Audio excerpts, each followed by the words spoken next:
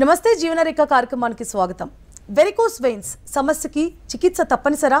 చికిత్స తర్వాత varicose veins తిరిగి మళ్ళీ వచ్చే అవకాశం ఉంటుందా? స్టాకిన్స్ వలన వెరికోస్ వెయిన్స్ తగ్గే అవకాశం ఎంతవరకు ఉంటుంది? క్లాక్స్ చికిత్స అంటే ఏంటి? భారతదేశంలో క్లాక్స్ చికిత్స ఎందుకు చాలా అరుదుగా ఉపయోగిస్తున్నారు? ఈ సమస్యలపై మీ సందేహాలకు అవేస్ హాస్పిటల్స్ హైదరాబాద్ నుండి ప్రముఖ varicose veins specialist doctor C Avinash garu మనతో ఇప్పుడు ఉన్నారు. వారితో మాట్లాడి మరిన్ని సందేహాలను నివృత్తి చేసుకుందాం. అలాగే స్క్రీన్ పై కనిపిస్తున్న నెంబర్కి కాల్ చేసి మీ సందేహాలను నివృత్తి చేసుకోవచ్చు. నమస్తే అండి. నమస్కారం అండి. హెచ్ఎంటీవీ ప్రేక్షకులకు నమస్కారం. నా పేరు doctor Avinash, varicose veins specialist, Avis hospital తరపున. సో సార్, వెరికోస్ వెయిన్స్ ఇవాళ రేపు చాలా తరచుగా వింటూ వస్తున్నాము. ప్రతి 5గురిలో 2-3 వెరికోస్ వెయిన్స్ వస్తుంది అంటున్నారు. అసలు ఎందుకు వెరికోస్ వెయిన్స్ వస్తుంది?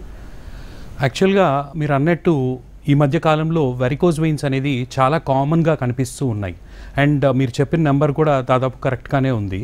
ఈ మధ్య కాలంలో సెడెంటరీ లైఫ్ స్టైల్ అనేది కూడా బాగా పెరిగిపోవడం, ఇంకా డెస్క్ జాబ్స్ అంటే most of the time long time sitting jobs, అట్లానే ఎక్కువసేపు స్టాండింగ్ చేసే జాబ్స్ ఇవి ఉంటాయి కదా. దీనివల్ల మనకు వెరికోస్ వెయిన్స్ అనేది రావడానికి అవకాశాలు ఉంటాయి. అలానే కొన్ని హెరిడిటరీ ఫ్యాక్టర్స్ అంటే వంశంలో ఎవరికైనా ఉన్నా కూడా ఇవి రావడానికి అవకాశాలు ఉంటూ ఉంటాయి. సో ఆఫ్ లేట్ ఈ నెంబర్ అనేది కూడా చాలా ఎక్కువగా చూస్తున్నాం. So hereditary is compulsory sir? అంటే not only life style, hereditary is the main థింగా? మెయిన్ థింగ్ అని చెప్పడానికి లేదు, బట్ అది కూడా ఒక కారణమేనండి. అంటే ఫ్యామిలీలో నాన్నకు కానీ తాతకు కానీ అలా ఎవరికైనా ఉన్నా కూడా పిల్లలకి రావడానికి అవకాశాలు ఉంటాయి హెరిడిటరీ. బట్ మోస్ట్ కామన్గా అయితే మనకు ప్రొఫెషనల్ అంటే ఎక్కువసేపు నిల్చొని జాబ్స్ చేస్తూ ఉంటారు కదా, అలానే long time sitting jobs, for example teachers కానివ్వండి, పోలీస్మెన్ కానివ్వండి, ఈ వారికోస్ వెయిన్స్ అనేది చాలా కామన్గా ఉంటాయి. ఓకే. సో అంటే ఎక్కడైతే వెరికోస్ వెయిన్స్ అవి ఉంటాయో ఆ ఫంక్షనింగ్ ప్రాపర్గా లేకపోతే వెరికోస్ వెయిన్స్ వస్తాయి అంటున్నారు. సో అసలు ఏంటి ఆ ఫంక్షనింగ్ ఎట్లా ఉంటుంది, ఎందుకు వస్తుంది? First of all varicose veins అంటే మనకు సింపుల్గా చెప్పాలి అంటే ఉబ్బిన సిరులు అంటాం తెలుగులో. అంటే మీకు సింప్లిఫై చేసి చెప్పడానికి పంప్, వాల్వ్స్, పైప్స్. మనకు వెయిన్స్ అంటే మన శరీరంలో పైప్స్ లాగా ఉంటాయి. అవి చెడు రక్తాన్ని కాళ్ళ నుంచి పైన గుండెకి తీసుకెళ్తూ ఉంటాయి. సో ఈ దారిలో మనకు వాల్వ్స్ అనేవి ఉంటాయి, బ్యారికేడ్ లాగా యాక్ట్ చేస్తాయి. సో ఈ బ్లడ్ అంతా కూడా ఈ వాల్వ్స్ ద్వారా సింగిల్ డైరెక్షన్లో పైకి ఒకటే డైరెక్షన్లో ఈజీగా వెళ్ళడానికి వాల్వ్స్ అనేవి హెల్ప్ చేస్తూ ఉంటాయి. కొన్ని కారణాల వల్ల ఈ వాల్వ్స్ అనేవి డ్యామేజ్ అవ్వడం, అలానే వయసు పెరిగే కొద్దీ ఈ వెయిన్ వాల్ అనేది ఎలాస్టిసిటీ లూజ్ అవ్వడం వల్ల ఈ బ్లడ్ ఫ్లో కూడా పైకి పూర్తిగా వెళ్ళడం అనేది జరగదు. సో కొంతవరకు తిరిగి రిటర్న్లో వచ్చేసి కాళ్ళల్లో ఉండిపోతుంది. అలా ఉండిపోవడం వల్ల మనకు ప్రెషర్ పెరిగి సిర్లు అనేవి బాగా లావుగా కనిపించడం, అలా అని చెప్పి అందరికీ లావుగా బయటకు కనిపించాలని లేదండి. దానివల్ల బయటకు కనిపించకుండా కూడా సిమ్టమ్స్ అనేవి ఎక్కువగానే ఉంటాయి. కాలు వాపులు రావడం, పిక్కలు పట్టేసినట్టు అనిపించడం, బరువుగా అనిపించడం, కొంతవరకు తిమ్మిర్లు రావడం, దురదలు రావడం, సూదులు పొడుస్తున్నట్టు అనిపించడం, ఇవన్నీ కూడా వెరికోస్ వెయిన్స్ లక్షణాలు. ఓకే. యాజ్ యూ సెడ్ వయసు పెరుగుతున్న కొద్దీ అన్నారు. సో ఇది స్టార్ట్ అవ్వడానికి ఒక వయసు అనేది ఉంటుందా, లేకపోతే ఏజ్ నుంచి యాక్చువల్గా స్టార్ట్ అవుతుంది? ఆఫ్ లేట్ మేము చూస్తున్న కేసెస్ బట్ అయితే most of the time it is elderly age group. So 30 years 40 years తర్వాత ఎక్కువగా వెరికోస్ వెయిన్స్ అనేవి రావడం జరుగుతూ ఉంటుంది. అలానే ఏజ్ పెరిగే కొద్దీ కూడా నంబర్ అనేది పెరుగుతూ ఉంటుంది అనమాట. అంటే varicose veins patients especially older ఏజ్లో చెప్పినట్టు మన వెయిన్ వాల్స్ వీక్ అవ్వడం కానివ్వండి, అలానే వాల్వ్స్ ప్రాబ్లం ఉండడం కానివ్వండి ఎక్కువగా ఉంటుంది. అలా అని చెప్పి యంగర్ ఏజ్ గ్రూప్స్లో ఉండదు అని కూడా కాదు. కొన్నిసార్లు హెరిడిటరీ ఇష్యూస్, జెనెటిక్ రీజన్స్ వల్ల కూడా కొంతవరకు young age groups probably in 20s కూడా మనకు వెరికోస్ వెయిన్స్ పేషెంట్స్ వస్తూ ఉంటారు. Okay. So hereditary effect impact ఎలా ఉంటుంది సార్? అంటే ఏ విధంగా ఇంపాక్ట్ అయ్యే అవకాశాలు ఉంటాయి? అంటే మనకు నెక్స్ట్ జనరేషన్లో ఇది రావడానికి అవకాశాలు ఎక్కువ ఉంటూ ఉంటాయి. అంటే ప్రాబబ్లీ ఆ ఫ్యామిలీలో తాతకు కానీ నాన్నకు కానీ ఉన్నా కూడా, అలానే మేనమామలకి ఇట్లా ఉన్నా కూడా మనకు దెర్ ఆర్ హై ఛాన్సెస్. అలానే కొన్ని జెనెటిక్ ఫ్యాక్టర్స్ ఉంటాయి, కొన్ని సిండ్రోమ్స్ ఉంటాయి. ఇవన్నీ కూడా వెరికోస్ వెయిన్స్ హెరిడిటరీ రావడానికి కారణాలండి. ఓకే. సో ఎగ్జామిన్ ఎలా చేయాలి? అసలు ఏ స్టేజ్లో ఉన్నప్పుడు? అంటే ఇప్పుడు చెప్పారు కొంతమందికి కనిపిస్తాయి, కొంతమందికి కనిపించవు నర్వ్స్ అనేవి అని. సో సిమ్టమ్స్ డిఫరెంట్గా ఉండొచ్చు, బట్ సఫరింగ్ అయితే సేమ్ ఉంటుంది. సో ఎలాంటి లక్షణాలు ఉన్నప్పుడు డాక్టర్ని అప్రోచ్ అవ్వాలి? ఇది మంచి క్వశ్చన్ అండి. యాక్చువల్గా మనకు చాలా కామన్గా వారికోస్ వెయిన్స్ని ఐడెంటిఫై చేయడం ఎలాగా అంటే లావుగా బయటకి తాడుల్లా కనిపిస్తూ ఉంటాయి. ఓకేనా? అలా ఉన్నప్పుడు ఆబ్వియస్గా పేషెంట్స్ అనేది కూడా వాళ్ళు చాలామంది ఇలా మాకు బయటకు కనిపిస్తున్నాయి అని వస్తూ ఉంటారు. So at the same time ఈ వారికోజ్ వెయిన్స్ సిమ్టమ్స్ ముందుగా మాట్లాడుకున్నట్టు కాలు వాపులు రావడం, తిమ్మిర్లు రావడం, బాగా పిక్కలు పట్టేసినట్టు అనిపించడం, సాయంత్రం అయ్యేసరికి కాళ్ళు బరువుగా అనిపించడం, నిద్ర పట్టకుండా ఉండడం, ఇవన్నీ కూడా వారికోజ్ వెయిన్స్ లక్షణాలు. వీటితో పాటు మనకు కొన్నిసార్లు ఏమవుతుంది అంటే ఈ వెయిన్స్ అనేవి బయటకు కనిపించకుండా కూడా ఆ వారికోజ్ వెయిన్స్ రిలేటెడ్ కాంప్లికేషన్స్తో ప్రజెంట్ అవుతూ ఉంటారు. స్కిన్ అనేది కలర్ మారుతూ ఉంటుంది, బ్లాకిష్ కలర్లో అవ్వడం, బ్రౌన్ కలర్లోకి రావడం, ఇది నోటీస్ చేసినప్పుడు దట్ ఈస్ అ సైన్ అనమాట. అంటే దిస్ నీడ్స్ అటెన్షన్. అంటే వెంటనే మనకు దగ్గరలో ఉన్న వారికోజ్ వెయిన్ స్పెషలిస్ట్ని కలవడం అలాంటివి చేస్తే దాన్ని బట్టి స్టేజ్ బట్టి మనకు నెక్స్ట్ ఏంటి ఎలా ప్లాన్ చేసుకుంటాం అనేది దాన్ని బట్టి ఆధారపడి ఉంటుంది. సో ఇప్పుడు మీరు అన్నారు స్కిన్ కలర్ మారుతుంది అని, కొంతమంది అది స్కిన్ ప్రాబ్లం అని అపోహపడి వేరే డాక్టర్ దగ్గరికి వెళ్ళే అవకాశాలు కూడా ఉంటాయి కదా, సో అది ఎట్లా ట్రీట్ చేయాలంటారు? డెఫినెట్గా అండి. Actually most of the time ఈ స్కిన్ చేంజెస్ వచ్చినప్పుడు ఏమవుతుంది అంటే అది ఒక స్కిన్ ప్రాబ్లం కింద కన్సిడర్ చేసి ఎక్కువగా స్టిరాయిడ్స్ అప్లై చేయడం అవన్నీ చేస్తూ ఉంటారు. హవెవర్ మనకు లోకల్గా ఆ పర్టికులర్ ఏరియా ఏమైనా దురదున్నా కానీ కొంతవరకు రిలీఫ్ వస్తుంది, కానీ అది ఓన్లీ టెంపరీనేనండి. ఎందుకంటే అండర్లయింగ్ కాజ్ అనేది ఏదైతే కారణం ఉందో దాన్ని మనం అక్కడ ట్రీట్ చేయట్లేదు. సో అలాంటప్పుడు మనకు దానికి రిలేటెడ్ టెస్ట్లు అన్నీ చేయించుకొని వారికోజ్ వెయిన్స్ స్పెషలిస్ట్ దగ్గరికి వస్తే నెక్స్ట్ ప్లాన్ ఆఫ్ యాక్షన్ ఏంటనేది దాన్ని బట్టి స్టేజ్ బట్టి డిసైడ్ చేసి ముందరికి వెళ్ళొచ్చండి. యాజ్ యూ సెడ్ స్టేజ్, ఎలాంటి స్టేజెస్ ఉంటాయి, ఎన్ని స్టేజెస్ ఉంటాయి, ఏ స్టేజ్ ఎక్కువగా ఎఫెక్ట్ ఇస్తుంది, అంటే స్టార్టింగ్ స్టేజ్ కానీ ఎండింగ్ స్టేజ్ కానీ ఎలాంటి డిఫరెన్సెస్ ఉంటాయి? ఇప్పుడు స్టేజెస్ ఆఫ్ వారికోజ్ వెయిన్స్ అంటే ముందుగా మనకు బయటకి మనకేమీ కనిపించవండి, జస్ట్ సిమ్టమ్స్ ఉంటాయి, కాలు నొప్పులు, బరువుగా అనిపించడం. నెక్స్ట్ స్టేజ్లో మనకు సన్నగా చర్మం పైన సన్నగా కనిపిస్తూ ఉంటాయి, వాటిని స్పైడర్ వెయిన్స్ అంటాం. స్పైడర్ వెయిన్స్, రెటిక్యులర్ వెయిన్స్ అంటూ ఉంటాము. ఆ తర్వాత స్టేజ్లో మనకు సిర అనేది లావుగా తగలడం బయటకు కనిపిస్తూ ఉంటుంది. ఆ నెక్స్ట్ స్టేజ్లో ఈ వెయిన్స్ లావుగా కనిపించడంతో పాటు కాళ్ళు వాపులు అనేవి వస్తాయండి.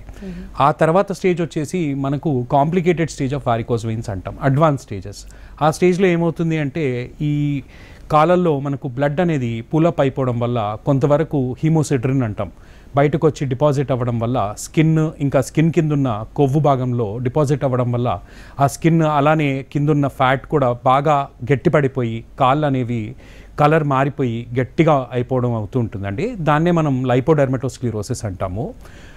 నెక్స్ట్ మనకు దురదలు అనేది వస్తూ ఉంటాయి. ఆ దురదలు వచ్చినప్పుడు చాలామంది కంట్రోల్ చేసుకోలేక గోకేస్తూ ఉంటారు, దానివల్ల పుండ్లు అనేవి అవుతూ ఉంటాయి. అలానే ఏమైనా చిన్న దెబ్బలు తగిలినా కూడా నార్మల్గా మానకుండా పుండు కింద డెవలప్ అవుతుంది. సో ఆ పుండు అనేది కొన్ని రోజులైనాక తగ్గచ్చు, అలా తగ్గితే స్టేజ్ 5 అంటాము. అలా కాకుండా పుండు అనేది ఇంకా అలానే తగ్గకుండా ఉందంటే యాక్టివ్ అల్సర్ స్టేజ్ 6 అంటాము. ఇవి advance stages of varicose veins అండి. Okay, so actually varicose veins ఇందాక మనం మాట్లాడుకున్నట్లు చాలామంది సఫర్ అవుతూ వస్తున్నారు ఇవాళ రేపు. అది ఏమైనా ప్రాణాంతకమా, లేకపోతే అసలు దాని నుంచి అంటే ట్రీట్మెంట్ తీసుకున్నాక అది కంప్లీట్గా అంటే పర్మనెంట్గా సాల్వ్ అయ్యే అవకాశాలు ఉంటాయా? Let me split it into 2 answers అండి. ఇప్పుడు వారికోజ్ వెయిన్స్ ప్రాణాంతకమా అంటే as such majority of the పేషెంట్స్లో ప్రాణాంతకం కాదండి. హవెవర్ వారికోజ్ వెయిన్స్ వల్ల వచ్చే కాంప్లికేషన్స్ ఇందాక నేను చెప్పినట్టు అడ్వాన్స్ స్టేజెస్ కాకుండా ఇంకా వేరే కాంప్లికేషన్స్ అనేది ఉంటాయి. మనకు వారికోజ్ వెయిన్స్లో కొన్నిసార్లు బ్లడ్ అనేది గడ్డ కట్టడానికి అవకాశాలు ఉంటుంది. అలా అయినప్పుడు మనకు ఈ సర్క్యులేషన్లో మనకు హార్ట్ మీద ఎఫెక్ట్ చూపించవచ్చు. హవెవర్ అది చాలా రేర్ అండి. బట్ ఆఫ్ లేట్ దాన్నే మనం డీవీటీ అంటాం. ఆఫ్ లేట్ మేము క్లినికల్ ప్రాక్టీస్లో ఆఫ్ లేట్ ఎక్కువగా డీవీటీ పేషెంట్స్ని చూస్తూ ఉంటాము. అలాంటి కాంప్లికేషన్ అయితే మాత్రం అది ప్రాణం మీదకి రావడానికి అవకాశాలు ఉంటాయండి ఖచ్చితంగా. సో అలా అని చెప్పి భయపడాల్సింది కూడా ఏమీ లేదు. బట్ ఎప్పటికప్పుడు దాన్ని మనం చూసుకుంటూ ఉండాలి. ఓకే, సో మీరు డీవీటీ అన్నారు సార్, అసలు బేసిక్గా ఎలాంటి ఇబ్బందులు స్టార్ట్ అయినాక డాక్టర్ని కన్సల్ట్ చేస్తే డీవీటీ అనేది రాకుండా ఉంటుంది? డీవీటీ అనేది యాక్చువల్లీ మనకు ఏమవుతుంది అంటే ఆ డీవీటీ అనేది వచ్చినప్పుడు కాలు విపరీతమైనగా వాపు రావడం, కాలు నొప్పి విపరీతంగా ఉంటుందండి. యూజువల్గా భరించలేనంత నొప్పి ఉంటుంది. సో అదే కనుక మనకు సర్క్యులేషన్లోకి వెళ్ళి అడ్డుపడింది అంటే మనకు ఊపిరి తీసుకోవడం ప్రాబ్లం అవ్వచ్చు. అలానే మనకు హార్ట్ మీద కూడా వెంటనే ఎఫెక్ట్ చూపించడానికి అవకాశాలు ఉంటాయి. సో దాన్నే మనం పల్మనరీ థ్రాంబోఎంబాలిజం అంటాము. However it is very rare problem. ఓకేనా? సో ఇప్పుడు అసలు ఇలా కన్సల్ట్ అయినాక ఎలాంటి ఎగ్జామిన్ చేయడానికి ఎలాంటి టెస్ట్లు వాడతారు? ఇప్పుడు ముందుగా ఫస్ట్ థింగ్ పేషెంట్ వచ్చాక మనం పేషెంట్ ఎగ్జామినేషన్ అనేది చేస్తాం. వారికోజ్ వెయిన్స్ ఉన్నాయా లేదా, బయటకు కనిపిస్తున్నాయా, అలానే ఇంకేమన్నా దాంతోపాటు అసోసియేటెడ్ కాంప్లికేషన్స్, స్కిన్ కలర్ మారడం కానివ్వండి, పుండ్లు ఉండడం కానీ అవన్నీ చూసుకొని పుండు ఏ స్టేజ్లో ఉంది, మానుతుందా లేకపోతే చాలా టైం పడుతుందా, ఇవన్నీ చూసుకున్నాక డాప్లర్ స్క్రీనింగ్ వీనస్ డాప్లర్ అంటామండి. అది చేసి మనము వెయిన్స్ ఉంటే ఎంత సైజు ఉన్నాయి, ఎక్కడెక్కడ ఉన్నాయి, అలాగే కనెక్షన్స్ ఉంటాయండి వెయిన్స్ మధ్య, పర్ఫరేటర్స్ అంటాము. ఆ పర్ఫరేటర్స్ ఉన్నాయా లేవా, అలానే ఈ ఫ్లో అనేది పైకి వెళ్లకుండా రిటర్న్ జంక్షన్ దగ్గర నుంచి రిటర్న్ వచ్చేస్తూ ఉంటుంది. ఆ జంక్షన్ అనేది సరిగ్గా పనిచేస్తుందా లేదా, ఇవన్నీ కూడా మనం ఆ స్క్రీనింగ్ డాప్లర్ వీనస్ డాప్లర్లో తెలుసుకోవచ్చండి. ఓకే. సో అంటే బేసిక్గా మెడికేషన్తో క్యూర్ అయ్యే వ్యాధి అనే అంటున్నారు. సో ఇది ఈ స్టాకిన్స్ అని ఒకటి యూజ్ చేస్తే ఖచ్చితంగా వెయిన్స్ బయట కనిపించకుండా, లేకపోతే ఏవైతే ఇబ్బందులు ఉన్నాయో కనిపించకుండా ఉంటాయంటున్నారు. సో అసలు స్టాకిన్స్ అంటే ఏంటి, ఎంతవరకు ఏ స్టేజ్ వరకు ఉన్నవాళ్ళు వాడచ్చు? ముందుగా వారికోజ్ వెయిన్స్ మందులతో తగ్గుతాయా అంటే యాజ్ సచ్ ఒకసారి వచ్చిన వారికోజ్ వెయిన్స్ మందులతో పూర్తిగా తగ్గడం అనేది ఉండదండి. బట్ హవెవర్ వారికోజ్ వెయిన్స్ వల్ల ఏవైతే సిమ్టమ్స్ చెప్పానో వాటి నుంచి కొంతవరకు రిలీఫ్ ఖచ్చితంగా ఉంటుంది. ఆ మందులు అనేవి కూడా స్టేజ్ బట్టి, అంటే ఎర్లీ స్టేజెస్లో డెఫినెట్గా చాలా ఎఫెక్టివ్గా పనిచేయడం అనేది ఉంటుంది. ఎట్ ద సేమ్ టైం మీరు స్టాకింగ్స్ అన్నారు కదా, సింపుల్గా అర్థం కావాలి అంటే సాక్స్లు అంటారు నార్మల్ లాంగ్వేజ్లో. సో ఆ సాక్స్లు అనేవి కంప్రెషన్ స్టాకింగ్స్, అందులో కూడా రకరకాలు ఉంటాయన్నమాట మెటీరియల్ బట్టి, అలానే ప్రెషర్ ఎంత ప్రెషర్ ఇస్తాయి అనే దాన్ని బట్టి కూడా మారుతూ ఉంటుంది. సో ఆ స్టాకింగ్స్ అనేవి కూడా పేషెంట్ సిమ్టమ్స్ బట్టి మనం ఎంచుకోవడం అనేది చేస్తూ ఉండాలి. స్టాకింగ్స్ వల్ల ఏవైతే సిమ్టమ్స్ ఉన్నాయో, కాళ్ళు బరువుగా అనిపించడం, కొంతవరకు వాపులు రావడం, ఈ లావుగా వెయిన్స్ ఏమైనా కనిపిస్తూ ఉంటే కొంతవరకు తగ్గుతాయండి సిమ్టమ్స్ అనేవి. కానీ ఆల్రెడీ ఏవైతే వారికోజ్ వెయిన్స్ వచ్చాయో అవి పూర్తిగా తగ్గవు. అది ఏంటంటే అదొక తాత్కాలిక పరిష్కారం, ఓకేనా?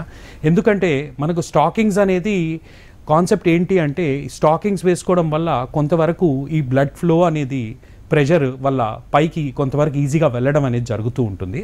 సో దానివల్ల కాలు వాపులు కానివ్వండి, కాలు బరువుగా అనిపించడం కానివ్వండి, ఆ సిమ్టమ్స్ అనేవి తగ్గుతాయి. కానీ అలా అని చెప్పి మనకు ప్రాక్టికల్గా మాట్లాడితే మన దేశంలో మనకుండే వాతావరణానికి పొద్దున్నుంచి నైట్ వరకు స్టాకింగ్స్ వేసుకోవడం అనేది ఇట్ ఈస్ నాట్ ఈజీ. ఎందుకంటే చాలామంది స్టాకింగ్స్ మేము వాడలేకపోతున్నామండి డాక్టర్ గారు, మాకు బాగా దురదలు వస్తున్నాయి, చెమట వస్తుంది, సో అంటూ ఉంటారు. అంటే ఏదో కాసేపు వేసుకొని తీసుకోవడం కాదు, అలా ఉంటుంది. డైలీ అంతా వేసుకొని ఉండాలి. ఎస్, యాక్చువల్లీ కాన్సెప్ట్ ఏంటంటే మనకు ఎక్కువసేపు డే అంతా మనం నిల్చొని ఉండడము, కూర్చొని ఉండడం చేస్తూ ఉంటాం. సో మన కాళ్ళు అనేవి కూడా they are facing down. So gravity వల్ల బ్లడ్ ఫ్లో అనేది మనకు ఇది అగైన్స్ ద గ్రావిటీ వెళ్ళాలి. సో అంత ఫోర్స్ని మనకు ఆ ఫోర్స్తో వెళ్ళాలి అంటే మనకు కంప్రెషన్ అనేది కొంతవరకు హెల్ప్ చేస్తుంది. సో దాని పరంగా చూస్తే most of the time as long as you're sitting or standing అనేది వేసుకుంటే డెఫినెట్గా ఎఫెక్టివ్గా ఉంటుంది. బట్ ప్రాక్టికల్గా జీవితాంతం రోజుకి 10-12 గంటలు వేసుకోవడం అంటే it is not easy. Okay. So stockings అనేది కేవలం తాత్కాలిక పరిష్కారం మాత్రమే అంటున్నారు. సో ఇందులో మెడికేషన్స్ ఎలా ఉంటాయి సార్? ఏ స్టేజ్కి ఎలాంటి మెడికేషన్స్ ఉంటాయి? లాస్ట్ స్టేజ్ అన్నారు, 1, 2, 3, 4 సాగ్రిగేట్ చేశారు. సో ఏ స్టేజ్కి మెడిసిన్స్తో క్యూర్ అవుతుంది, ఏ స్టేజ్కి స్టాకింగ్స్ రిఫర్ చేస్తారు, ఏ స్టేజ్కి ఇంకా సివియర్గా ఎగ్జామినేషన్ ఉంటుంది? ఇప్పుడు మనకు ట్రీట్మెంట్ వచ్చేసి స్టేజ్ పరంగా అని చెప్పడం కంటే పేషెంట్ సిమ్టమ్స్ పరంగా అని చెప్పడం కరెక్ట్ అండి. ఎందుకంటే మనకు అందులో క్వాలిటీ ఆఫ్ లైఫ్ అనేది కూడా ఒక మేజర్ ఫ్యాక్టర్ అండి. కొంతమందికి బయటకు అంత క్లియర్గా కనిపించవు, కానీ విపరీతమైన కాళ్ళు నొప్పులు అలా రోజు ఏళ్ళ తరబడి సఫర్ అవుతూ ఉంటారనమాట. అలాగే కొంతమందికి జస్ట్ స్టార్టింగ్ స్టేజెస్లో స్పైడర్ వెయిన్స్ అంటాం, చర్మం పైన సన్నగా కనిపించడం, వాళ్ళకి సోషల్ యాంగ్జైటీ అనేది కూడా చాలా ఎక్కువగా ఉంటూ ఉంటుంది. ఎందుకంటే అలా కనిపించడం వల్ల పబ్లిక్ గ్యాదరింగ్స్లోనూ చాలా ఇబ్బంది పడుతూ ఉంటారు. అలానే సిమ్టమ్స్తో పాటు ఇప్పుడు కొంతమందికి తీవ్రమైన స్టేజ్ పుండ్లు ఏర్పడడం అట్లాంటివి ఉంటాయి. సో అలాంటప్పుడు వాళ్ళు చేసే ప్రొఫెషన్, బికాజ్ వాళ్ళు సపోజ్ ఇప్పుడు టీచర్స్ ఉన్నారు, ఎక్కువసేపు నిల్చొని పనిచేస్తూ ఉంటారు, if they are suffering from varicose veins, అలా అని చెప్పి మనం ప్రొఫెషన్ మార్చుకోవడం అనేది ఇట్ కెనాట్ హ్యాపెన్ కదా. సో స్టేజింగ్ కంటే ఎక్కువ వాళ్ళు ఎంత సఫర్ అవుతున్నారు, సిమ్టమ్స్ ఎలా ఉన్నాయి అనే దాన్ని బట్టి మనకు ట్రీట్మెంట్ అనేది చెప్పడం జరుగుతూ ఉంటుంది. ఓకే. సో ఈ స్టేజెస్ వైజ్గా చూసుకున్నా ఎలా చూసుకున్నా మెడికేషన్ ఈజ్ కంపల్సరీ అంటున్నారు. సో దీన్ని దీర్ఘకాలిక వ్యాధిగా చూడాలంటారా? ఎందుకంటే వన్స్ వచ్చినాక మళ్ళీ రాకపోవడానికి ఛాన్స్ లేదు అంటున్నారు. సో అంటే లైఫ్ లాంగ్ మెడికేషన్ వాడుతూనే ఉండాలంటారా? లైఫ్ లాంగ్ వాడడం అనేది కూడా కొంతవరకు అండి, అది ఇందాక చెప్పినట్టు సిమ్టమ్స్ వరకు హెల్ప్ చేస్తాయి. స్టార్టింగ్ స్టేజెస్ ఉన్న వాళ్ళు డెఫినెట్గా బెనిఫిట్ అనేది పొందుతూ ఉంటారు మనకు మందుల వల్ల, అలానే స్టాకింగ్స్ వేసుకోవడం వల్ల. కానీ లాంగ్ రన్లో చూస్తే ఇట్ డజంట్ మేక్ సెన్స్ యాక్చువల్గా చెప్పాలి అంటే. సో అలా అని చెప్పి మనకు తీవ్రత ఎక్కువ లేనప్పుడు కూడా దానికి భయపడాల్సిన అవసరం ఏమీ లేదు. ఓకే. సో ఇప్పుడు ఎగ్జామిన్ మీరు డాప్లర్ టెస్ట్ అన్నారు. సో డాప్లర్ టెస్ట్ అనేది అసలు ఏంటి బేసిక్గా? అంటే స్టేజ్లో ఉన్నది ఏ స్టేజ్లో ఉన్నారు అనేది తెలుస్తుందా, లేకపోతే తీవ్రత అంటే మెడికేషన్తో సాల్వ్ అవుతుందా లేదా అనేది తెలుస్తుందా? దీంతో ఒక్కదాంతోనే తెలిసే అవకాశాలు ఉంటాయా? లేదండి, అలా ఉండదు. డాప్లర్ అంటే మనకు కాళ్ళల్లో సిరులు మనకు ఎంత లావుగా ఉన్నాయి, పైన జంక్షన్ అని చెప్పాను కదా, అక్కడి నుంచి కాంపిటెంట్ ఉందా లేదా, అలాగే పర్ఫరేటర్స్ ఉన్నాయా లేవా, అంటే వెయిన్స్ మధ్య కనెక్షన్స్ ఉన్నాయా లేవా, పోనీ ఆ పర్టికులర్ కనెక్షన్స్ వల్ల ఎంతో కొంత బ్లడ్ వెళ్లకుండా ఉండిపోవడం జరుగుతుందా లేదా, ఈ టెక్నికల్ ఆస్పెక్ట్స్ వరకే తెలుస్తూ ఉంటాయండి. అగైన్ ట్రీట్మెంట్ అనేది డాప్లర్ పరంగా కంటే పేషెంట్ సిమ్టమ్స్ పరంగాను ఏ విధంగా ఎఫెక్ట్ అవుతున్నాడు అనే దాన్ని బట్టి ఆధారపడి ఉంటుందండి. సో ఆబ్వియస్లీ ఫైనల్లీ పేషెంట్ ఎట్లా సఫర్ అవుతున్నారు అనే దాని మీదే ట్రీట్మెంట్ ఆధారపడి ఉంటుంది most of the time. Okay. So క్లాక్స్ అంటే ఏంటి సార్? అసలు ఎలా దీన్ని ఇన్వెంట్ చేస్తారు వెరికోస్ వెయిన్స్లో? ఇప్పుడు క్లాక్స్ అంటే cryo laser and cryo sclerotherapy అంటామండి. ఇందాక చెప్పినట్టు స్పైడర్ వెయిన్స్ అని చెప్పాను కదా. సో ఇలాగా మనకు స్కిన్ పైన సన్నగా స్పైడర్ వెబ్స్ లాగా ఉంటాయి. సో దానికోసం మనం ఏం చేస్తాము అంటే క్రయో మెషిన్ అని ఒకటి ఉంటుంది. దానివల్ల కోల్డ్ ఎయిర్ అనేది రావడం వల్ల స్కిన్ పైన మనకు చిన్న ఇంజెక్షన్స్ చేసినప్పుడు నొప్పి అనేది తెలియదు. సో ఆ ఇంజెక్షన్స్ మనకు స్క్లీరో అంటామండి. ఆ స్క్లీరోథెరపీ ఇస్తున్నప్పుడు మనకు ఆ వెయిన్స్ అనేవి కొంతవరకు కొలాప్స్ అయిపోవడం, కొంతవరకు డిసపియర్ అవుతాయి. అలానే ఒక చిన్న స్కిన్ పైన లేజర్తో యూజ్ చేసి షూట్ చేయడం వల్ల ఆ వెయిన్స్ అనేవి కూడా తగ్గుతూ ఉంటాయి. ఇది more or less of late ఉన్న కాలంలో చాలామంది స్పైడర్ వెయిన్స్తో సఫర్ అవుతున్న వాళ్ళకి చాలా మంచి ట్రీట్మెంట్ అండి. ఓకే సార్, యాక్చువల్లీ చిన్న పిల్లల్లో వెరికోస్ వెయిన్స్ వచ్చే అవకాశాలు ఉంటాయి. యాజ్ యూ సెడ్ 20 నుంచి స్టార్ట్ అవుతాయి, అంటే ఒకవేళ అర్లీగా స్టార్ట్ అయినా అన్నారు. దానికంటే చిన్న ఏజ్లో వెరికోస్ వెయిన్స్ వచ్చే అవకాశాలు ఉంటాయా? వెరీ రేర్ అండి, చాలా రేర్. ఓకే. సో అంటే ఎల్డర్లీ ఏజ్ వాళ్ళకి ఎక్కువగా ఉంటుంది. సో వాళ్ళకి ఇచ్చే ట్రీట్మెంట్కి లేకపోతే యంగ్ ఏజ్లో ఉన్న వాళ్ళకి ఇచ్చే ట్రీట్మెంట్కి ఏమైనా డిఫరెన్సెస్ ఉంటాయా? ఉంటుందండి, ఖచ్చితంగా ఉంటుంది. ఫర్ ఎగ్జాంపుల్ ఇప్పుడు యంగ్ ఏజ్లో ఉన్నారు అండ్ స్టార్టింగ్ స్టేజెస్లో ఉంది. సో వాళ్ళ కాంప్లయన్స్ అనేది, అంటే ఒక ట్రీట్మెంట్ పెడితే ఎంతవరకు పాటించగలుగుతారు అనేది కూడా డిఫరెన్స్ ఉంటుంది. సో యంగ్ ఏజ్ గ్రూప్లో ఎక్కువగా సివియారిటీ లేని వాళ్ళు స్టాకింగ్స్ ట్రై చేయొచ్చు. అలానే కొంతవరకు మెడికేషన్ ఫ్లావినాయిడ్స్ అంటాము, కొంతవరకు బెనిఫిషియల్గా ఉంటుంది. అదే సేమ్ థింగ్ ఎల్డర్లీ ఏజ్ గ్రూప్లో ఉన్న వాళ్ళకి ఏమవుతుంది అంటే స్కిన్ చేంజెస్ అనేవి కూడా ఉంటాయి. ఆ ఏజ్లో మనకు ఎక్కువ శాతం స్టాకింగ్స్ వేసుకోవడం వల్ల మనకు ఆల్రెడీ స్కిన్ కలర్ చేంజ్ అవ్వడం, అలానే స్కిన్ టెక్స్చర్ మారడం వల్ల ఈ స్టాకింగ్స్ వేసుకోవడం వల్ల ఇరిటేషన్ కూడా రావడం, అలానే దురదలు రావడం, ఆ దురద వచ్చినప్పుడు గోకేయడం, మళ్ళీ తిరిగి పుండులాగా మారడం, ఇలాంటి అవకాశాలు కూడా ఉంటాయి. సో దాన్ని బట్టి ట్రీట్మెంట్ కూడా మారుతూ ఉంటుందండి. ఓకే. సో లాస్ట్ స్టేజ్లో ఉన్న వాళ్ళ ట్రీట్మెంట్ ఎట్లా ఉంటుంది సార్? అంటే లేజర్ ట్రీట్మెంట్ అంటున్నారు, దాని ప్రాసెస్ ఎట్లా ఉంటుంది? అవునండి, ఇప్పుడు ఇది వరకు మనకు వారికోస్ వెయిన్స్కి ఓపెన్ సర్జరీ అనేది చేసేవాళ్ళం. అంటే ఆ వెయిన్ని మొత్తం కట్ చేసి తీసేయడం, జంక్షన్ దగ్గర డిస్కనెక్ట్ చేయడం, దాన్ని SFJ flush ligation and stripping అంటామండి. అలా చేయడం వల్ల రికరెన్స్ రేట్స్ కొంతవరకు ఎక్కువగా ఉండేవి. అట్ ద సేమ్ టైమ్ పేషెంట్కి రికవరీ టైం కూడా చాలా పట్టేది. ఆల్మోస్ట్ దాదాపు 3 to 4 weeks అనేది టైం పట్టేది. సో కొంచెం ఇబ్బందిగా ఉండేది పేషెంట్స్. ఇప్పుడు దానికి ఆల్టర్నేటివ్ కింద, ఆ సర్జరీకి ఆల్టర్నేటివ్ కింద కొత్త ప్రొసీజర్స్ అనేవి వచ్చాయి. మినిమల్ యాక్సెస్ ప్రొసీజర్స్, అంటే మార్నింగ్ వస్తే ఒక ½ an hourలో ప్రొసీజర్ అనేది అయిపోవడం అవుతుంది. ఈవినింగ్ ఇంటికి వెళ్ళిపోవచ్చు. నెక్స్ట్ డే నుంచి వాళ్ళ యాక్టివిటీస్ అన్నీ కూడా రెజ్యూమ్ చేసుకోవచ్చు. అందులో భాగంగానే మనకు లేజర్ ట్రీట్మెంట్ అంటాం, ఈవీఎల్టీ, ఎండోవీనస్ లేజర్ థెరపీ, అలానే ఈవీఆర్ఎఫ్ అంటాం, ఎండోవీనస్ రేడియో ఫ్రీక్వెన్సీ అబ్లేషన్ అంటాము. ఒక చిన్న సూది లాంటిది ఇచ్చి దాని ద్వారా ఒక వైర్ పంపించి లోపలే ఆ సిరిని బ్లాక్ చేసేస్తాము. అలాగే కొన్ని చిన్న సిర్లు ఏమన్నా ఉంటే కొన్ని ఇంజెక్షన్స్ ఇస్తాము, ఫోకల్ స్క్లీరోథెరపీ అంటాము. దీనివల్ల మనకు ఈవినింగ్కి పేషెంట్ డిశ్చార్జ్ అవ్వడము, నెక్స్ట్ డే నుంచి వాళ్ళ పనులు వాళ్ళు చేసుకోగలగడము అనేది చాలా ఈజీగా ఉంటుంది. ఓకే.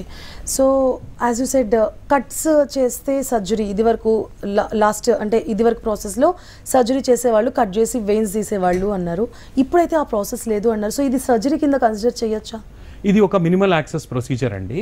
ఇది ఒక సర్జరీకి ఆల్టర్నేటివ్ అంటాం. ఓకేనా, సో ఎక్కడా కూడా కట్ చేయడం కానీ కుట్లీయడం కానీ ఏమి ఉండవండి. So this is not a surgery. Yes. Okay. So actually ఈ ప్రాసెస్ ఏదైతే ఉందో ఇప్పుడు చేస్తున్న ఈ లేటెస్ట్ ట్రీట్మెంట్ ఇది ఎంతవరకు సక్సెస్ఫుల్ ఉంటుంది? అంటే లాస్ట్ మీరు చెప్పిన దాని ట్రీట్మెంట్ కంటే ఇప్పుడున్నది ఎంతవరకు ప్లస్ అవుతుంది? డెఫినెట్గా అండి, ఇది సక్సెస్ రేట్స్ అనేవి relative to open surgery success rates అనేవి మా ప్రాక్టీస్లో చాలా బెటర్గా ఉన్నాయి. At the same time patient happiness అనేది కూడా చాలా ఎక్కువ అండి ఈ ప్రొసీజర్ వల్ల. ఎందుకంటే పని అనేది మానుకోనక్కర్లేదు దీనివల్ల. సో అవుట్కమ్ అనేది కూడా చాలా బాగుంటుంది. సో యాజ్ యూ సెడ్, మనకి ఈ బ్లాకేజెస్ ఏవైతే ఉంటాయో వాటి వల్ల వెయిన్స్ ఉబ్బుతూ ఉంటాయి కదా. సో అసలు ఆ బ్లాకేజ్లే రాకుండా ఉండడానికంటే ప్రికాషన్స్ ఏం తీసుకోవాలంటారు? ఇది బ్లాకేజెస్ అని చెప్పడం కంటే ఫంక్షనింగ్ సరిగ్గా లేదు అని చెప్పడం కరెక్ట్ అండి. మనకు దీనికి మనం చేయగలిగింది ఏంటి అంటే, ఫర్ ఎగ్జాంపుల్ మన profession long time standing profession or long time sitting profession అంటూ ఉంటాం. సో అలాంటప్పుడు మనం స్టాకింగ్స్ అనేవి వాడితే రాకుండా కూడా ప్రివెంట్ చేయొచ్చు. At the same time small exercises, అంటే ఎక్కువసేపు కూర్చొని ఎక్కువసేపు నిల్చొని పనిచేస్తున్న వాళ్ళు హాఫ్ అన్ అవర్కి ఒక 5 minutes బ్రేక్ తీసుకొని నడిచి రావడం, ఇలా చేయడం వల్ల బ్లడ్ అనేది పూలప్ అవ్వకుండా తిరిగి పైకి వెళ్ళడం అనేది ఈజీగా జరుగుతుంటుంది. సో అలా చేయడం వల్ల వారికోస్ వెయిన్స్ని ప్రివెంట్ కూడా చేయొచ్చు మనం. సో వారికోస్ వెయిన్స్ ఎక్కువగా స్త్రీలలో వస్తుందా పురుషుల్లో వస్తుందా అండి? మనకు ఎక్కువ నెంబర్స్ అనేది యాక్చువల్లీ ఆఫ్ లేట్ లేడీస్లో ఎక్కువ నెంబర్స్ చూస్తూ ఉంటామండి compare to gents. However complications అనేవి జెంట్స్లో ఎక్కువ చూస్తూ ఉంటాం వారికోస్ వెయిన్స్లో.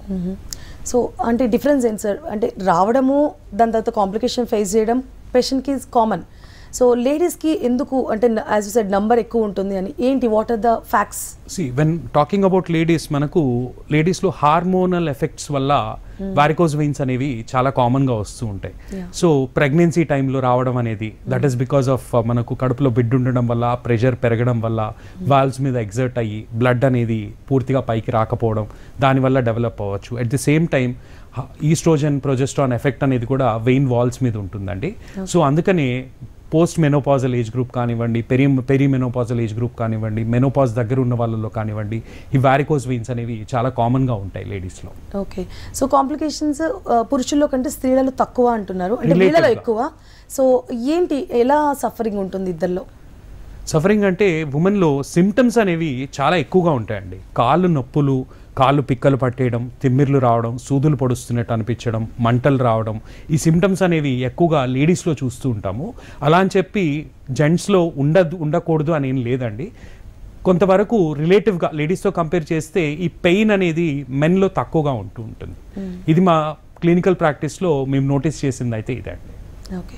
సో లేడీస్లో జనరల్గా ప్రెగ్నెన్సీలో వచ్చే అవకాశాలు ఉన్నాయంటున్నారు కాబట్టి అంటే థైరాయిడ్, డయాబెటీస్ ఎక్కువగా ఎఫెక్ట్ అవుతూ ఉంటుంది లేడీస్కి. సో ఇది కూడా ఒకవేళ ఎఫెక్ట్ అయితే థైరాయిడ్ ఆర్ డయాబెటీస్ డోస్ అనేది డిపెండ్స్, బేబీకి మదర్కి ఎఫెక్ట్ కాకుండా ఇస్తూ ఉంటారు. సో వారికోస్ వెయిన్స్కి ఎలాంటి ట్రీట్మెంట్ ఇస్తారు ప్రెగ్నెంట్ ఉమెన్కి? ప్రెగ్నెంట్ ఉమెన్లో వారికోస్ వెయిన్స్ ఉన్న వాళ్ళకి యూజువల్గా కాళ్ళు ఎత్తుగా పెట్టుకోవడం, దిండు కింద ఎత్తుగా పెట్టమని చెప్పడం, అలానే స్టాకింగ్స్ యూస్ చేసుకోమని చెప్తూ ఉంటామండి ప్రెగ్నెన్సీ టైంలో. ఓకే. సో డెలివరీలో కాంప్లికేషన్స్ అలాంటివి ఏమైనా వస్తూ ఉంటాయి సార్ మెడికేషన్ వల్ల? ఇందాక చెప్పినట్టు చాలా రేర్గా డీవీటీ అవ్వడానికి అవకాశాలు ఉంటాయి. సో ఎస్, డీవీటీ రావడానికి అవకాశాలు ఉంటాయండి వారికోస్ వెయిన్స్ ఉన్న వాళ్ళకి. సో అదొక్కటి మనం కొంచెం కేర్ఫుల్గా చూసుకుంటూ ఉండాలి. ఎప్పుడైనా సడన్గా కాలు వాపు అనేది రావడం, నొప్పి అనేది పెరిగిపోతే వెంటనే కన్సల్ట్ చేయడం అనేది చేసుకుంటే మంచిదండి. ఓకే. సో మనకు తెలుసు లైఫ్ స్టైల్ చేంజెస్ అనేది, లైఫ్ స్టైలే ఎక్కువగా ఎఫెక్ట్ ఇస్తుంది అనేది. So drinking, alcohol drinking, smoking, లేకపోతే మానసిక ఒత్తిడి, ఇలాంటి ఆస్పెక్ట్స్ ఏమైనా వారికోస్ వెయిన్స్ వచ్చే అవకాశాలు ఇస్తాయా? మీరు అన్నట్టు స్మోకింగ్ డెఫినెట్గా అండి. Smoking is also one of the reason for varicose veins. అందులో స్మోకింగ్ వల్ల మనకు కొన్ని ఎంజైమ్స్ అనేవి ఎఫెక్ట్ అవుతూ ఉంటాయండి. సో దానివల్ల కూడా వారికోస్ వెయిన్స్ రావడానికి అవకాశాలు ఉంటాయి. Okay. And alcohol consumption? Definitely alcohol is always harmful to your health. Almost every particular disease అనేది ఆల్కహాల్ రిలేటెడ్ ఉంటుంది. ఓకే. సో అండ్ ఇంకా డిప్రెషన్, ఇవాళ రేపు మానసిక ఒత్తిడి చాలా ఎక్కువగా ఫేస్ చేస్తున్నారు ఎవరైనా ఏ వయసుల వారైనా ఫేస్ చేస్తున్న ప్రాబ్లం అది. సో మానసిక ఒత్తిడి చాలా రకాల జబ్బులకి కారణం అవుతుంది. సో వెరికోస్ వెయిన్స్ కూడా ఇండైరెక్ట్గా ఏమైనా అవకాశం ఉందా?